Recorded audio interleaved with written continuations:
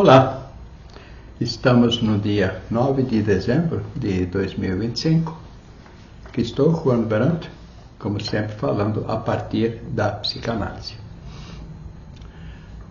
Hoje eu quero falar alguma coisa que envolve intuição, percepção, pensamento. Eu vou sustentar minha fala nas obras de Sigmund Freud, Olavo de Carvalho e Louis Lavelle. Antes, devo lembrar que a gente trabalha aqui com psicanálise, né? Fazemos atendimento clínico, também atendemos casais, famílias, damos formação para psicanalistas através da nossa instituição, que é o IPEP, que é o Instituto de Psicanálise e Psicopatologia. Estamos localizados em Brasília e atendemos tanto presencialmente quanto no modo remoto. Nossos contatos vão no final deste vídeo. Muito bem, começando por Freud, primeiro devo enfatizar que foi ele que realmente deu um estatuto especial à questão de um inconsciente dentro da psicologia. E trouxe isso como um movimento que ele chamou de trauma-recalque, né? Então aconteceriam eventos na vida da pessoa que seriam difíceis de suportar, na pessoa, digo, um infante, né? A criança. Então isso tudo seria jogado para um inconsciente, um recalcamento, recalcar. Continuando, ele precisava falar de consciência. A partir de inconsciente, precisava falar de consciência. Então, a consciência surgiria num processo gradativo. Isso na opinião de Freud, claro. Em que aconteceria uma gradativa organização do psiquismo e essa consciência surgiria dentro do inconsciente. Bem, como é que isso surgiria? Surgiria a partir dos estímulos que atingem o sujeito e ele, ao reagir aos estímulos, ele vai construindo um consciente, falando de uma forma rasa, né, para facilitar. E ele propôs, num momento posterior, a existência de um ego, um eu, né? A tradução correta desde o alemão seria eu mesmo. Inventaram esse nome ego. Esse ego, então, seria um mediador entre demandas que vêm de um lado extremamente inconsciente, que é dos instintos, chamado id, e um outro lado, que é de uma consciência moral repressora, cobradora, que seria o superego. Bem, então, a gente já percebe que, para alguém falar de sua vontade, ele precisa confrontar os seus instintos, que vêm do id, inconsciente, e a sua consciência moral que ele cobra. Então, o ego vai estar sempre pressionado por dois lados. Vida difícil do ego. Por isso, tantas pessoas adoecem mentalmente, porque o ego sofre. Bem, então, onde estaria o pensamento? O pensamento está principalmente nesse confronto entre o ego e o superego, que é aquela instância cobradora, é a consciência moral. E ele pensa a partir do que ele é convidado a fazer e ele, a partir de certas questões, vou usar esse termo, não é muito bom não, mas a partir de da abordagem do que vem como demanda e do que ele se sente compelido a cumprir ou não, ele vai estabelecendo uma forma de pensar. Bem, então aqui acho que eu consegui introduzir alguma coisa sobre vontade e pensamento. Bem, mas eu ainda preciso falar de percepção. No início de sua obra, quando Freud ainda nem pensava nessa estrutura id, ego, superego, ele pensava somente num inconsciente, pré-consciente, consciente. Ele propôs que O sistema perceptivo é que alimenta o inconsciente. Então, ele supôs que o sistema perceptivo captaria estímulos do ambiente externo ao sujeito, a realidade externa que o circunda, e também do ambiente interno ao sujeito, que é do seu próprio organismo, e também de emoções que lhe chegam, né, ao sujeito, de alguma forma, a partir de algum registro de memória. Então, esse sistema perceptivo mandaria esses estímulos para algo que, em princípio, é inconsciente. Mas, logo depois desse inconsciente, já estaria surgindo um âmbito pré-consciente. Ou seja, aquela passagem entre o inconsciente e o consciente ele chamou de pré-consciente. Esse pré-consciente é o que ele depois, de algum modo, relaciona com o superego, não diretamente, tá? Mas ali estaria a consciência moral. Existiria uma censura, uma forma de lidar com os estímulos que chegam. Então, todo estímulo vindo da percepção entraria num sistema inconsciente, ela seria inconsciente, esse estímulo seria inconsciente, chegaria ao pré-consciente que então decidiria o que fazer com esse estímulo. Ele pode decidir que isto pode ficar consciente, ele pode decidir que isso não tem valor, ele pode achar que não é bom que esse estímulo seja reconhecido e devolver para o inconsciente aquela coisa do recalque que eu falei, né? Ora, esse pré-consciente e esse consciente são base do próprio ego, que eu falei há pouco. Vou retomar. Originalmente, Freud falou em inconsciente, pré-consciente e consciente. No segundo tempo, ele falou em id, ego e superego. O id é preponderantemente inconsciente. O ego, ele é preponderantemente consciente e pré-consciente. E o superego, preponderantemente consciente e pré-consciente, mas também inconsciente. Então vejam que esse arranjo entre esses dois tempos do pensamento de Freud, ele é bastante complexo. Mas, como princípio, você aqui que está me assistindo consegue, eu creio, compreender. Eu fico disponível para acrescentar alguma coisa que facilite essa explicação. Então, quando Freud, na mesma época, pode-se dizer, escreveu sobre sonhos, ele comprovou, melhor dizendo, que esse processo funciona assim mesmo.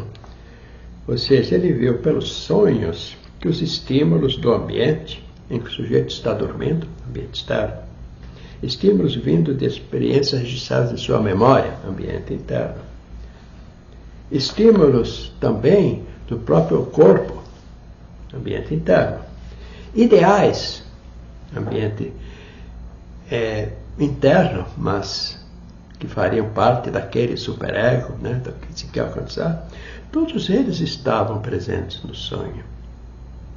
Então, ele pôde dizer que esse pré-consciente, que também está ali nessa estrutura que eu apontei, ele é que vai dizer o caminho que todas essas experiências por estímulos terão. E esse pré-consciente, então, constrói um sonho que coloca isso tudo. Então, Freud, através do próprio debate dos sonhos e com muitos sonhos, mostrou que a proposta dele estava bem sustentada. Aliás, eu recomendo lerem essa obra do Freud, A Interpretação dos Sonhos. Bem, falei de Freud, mas agora eu quero trazer o Olavo, porque eu vejo que o Olavo permite complementar alguma coisa que às vezes a pessoa não consegue perceber no pensamento de Freud. Olavo de Carvalho nos falou de reações instintivas que denotam que há uma percepção de algo que é independente do sujeito chegar a raciocinar a respeito do que está acontecendo. E Olavo exemplificou com uma pesquisa realizada com 2 baralhos de cartas de cores diferentes, em que os jogadores eram punidos ou gratificados, premiados, melhor dizendo, com valores em dinheiro de modo distinto. Exemplificando, 2 baralhos. Se o sujeito pegasse uma carta no baralho vermelho, ele poderia ser premiado com valor elevado. Entretanto, se pegasse uma carta que fosse de punição, a punição teria um valor maior ainda que o prêmio contido nas cartas desse baralho. Já no outro baralho de cor azul, ele sendo premiado, ele teria um prêmio bem menor, mas um prêmio. Entretanto, se fosse punido, a punição corresponderia a um valor menor ainda que a desse prêmio. Então, esclarecendo, se você persiste no baralho vermelho, você ganha um tanto e perde muito mais.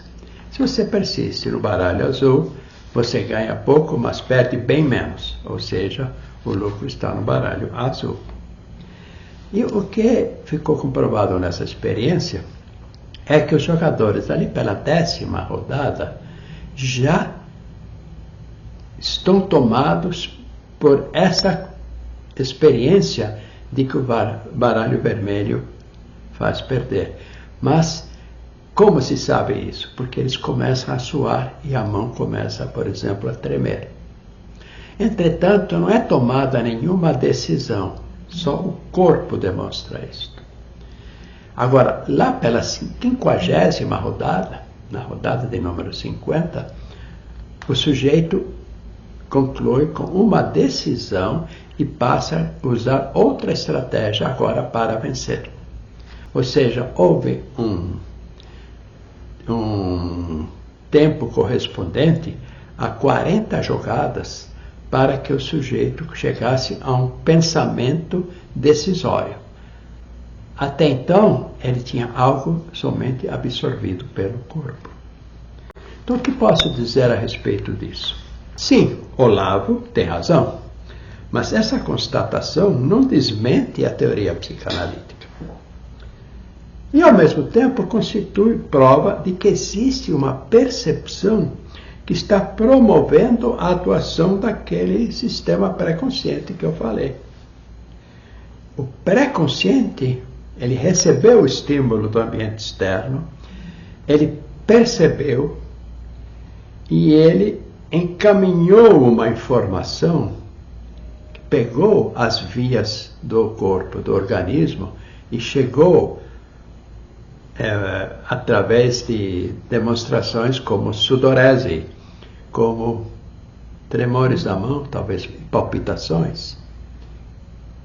Mas o ego não agiu ainda, só o corpo está reagindo.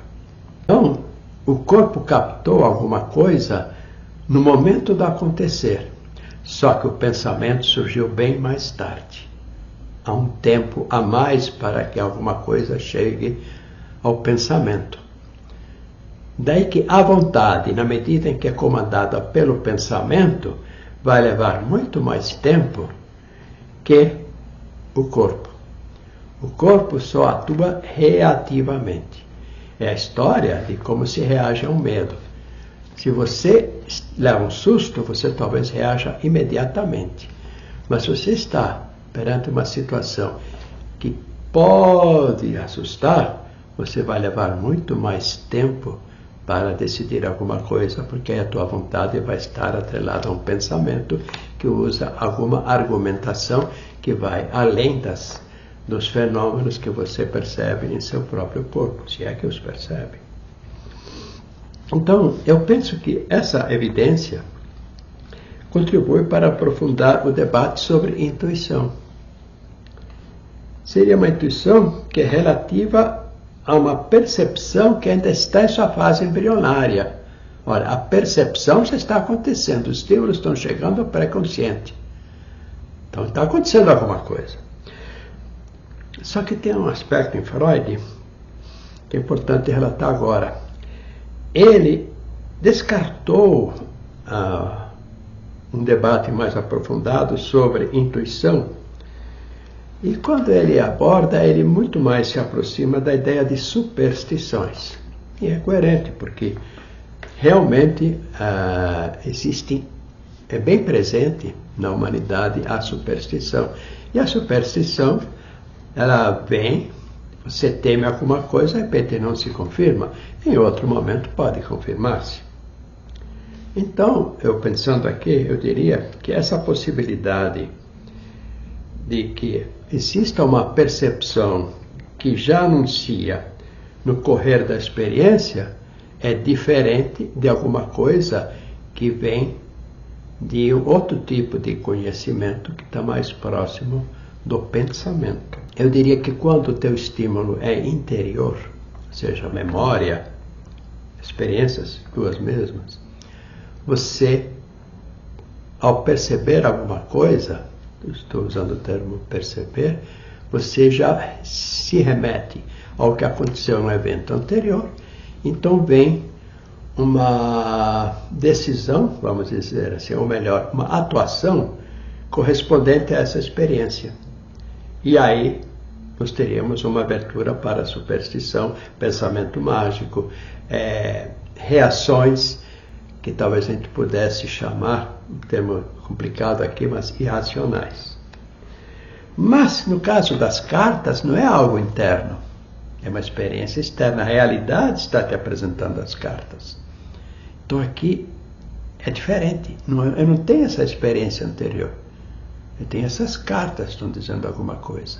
E minha mão começa a tremer, eu começo a palpitar, eu tenho sudorese. Então aqui nós estamos falando de algo diferente. Eu não tenho experiência anterior.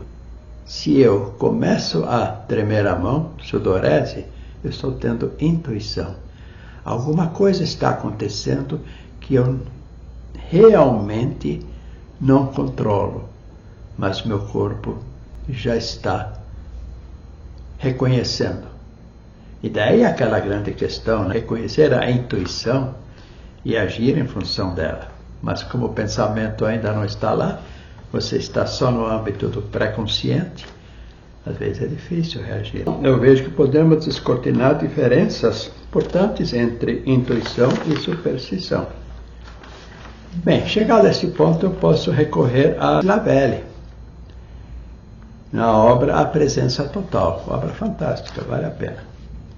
Então, com efeito, Slavelli descortinou que a intuição, a gente pode dizer agora, tem espaço para acontecer, pois ele se afasta da ideia defendida desde Descartes e Kant de uma realidade que é reconhecida por abstração. Tipo, penso, então existo. E ele discorreu em favor de uma realidade que é encontrada no justo instante da presença, sem abstração, sem pensar. Eu simplesmente entro em contato com algo que ali está e isto faz parte de mim porque eu entrei nessa realidade, eu não tive que pensar. É isso que ele chama de presença total. São as experiências, você vai às suas experiências infantis, você vai encontrar momentos que você não teve que pensar para entrar em contato com alguma coisa. Tudo que está em torno da infância mais remota, você com sua mãe e com os objetos próximos. Bem, ali não há abstração, é só percepção, é só pré-consciente. O corpo reage, não penso nada. No instante em que algo acontece, no momento do acontecer, o sistema perceptivo já capta, antes do pensamento. Esses sinais perceptivos vão lá no pré-consciente, o pré-consciente já comunica ao corpo alguma coisa muito antes do ego ser capaz de pensar e redirecionar sua vontade. Me parece que o pré-consciente envia ao organismo, no sistema neuronal, sinais minêmicos, que são representativos da experiência. Esses sinais chegam ao corpo antes do processamento de um pensamento. Porque tudo que chega ao ego chega depois de passar pelo corpo, pelos neurônios. Então nós podemos agora entender que intuição é algo legítimo, que realmente representa uma experiência e que vale a pena levar em consideração. Só que para isso você teria que se preparar para tanto, porque você tende a esperar um momento de raciocinar, e aí pode ser tarde. Um outro exemplo que eu vou dar é a questão do sujeito estar dirigindo um automóvel. Em certas situações, se ele for pensar, ele vai bater o carro. Ou seja, ele reage por intuição. Essa é a diferença. Então, acredito que eu tenha trazido alguns esclarecimentos a respeito da intuição. Foi interessante essa abordagem. E agora nós colocamos à disposição aqui sempre na nossa clínica. Obrigado por me acompanharem. Até uma próxima.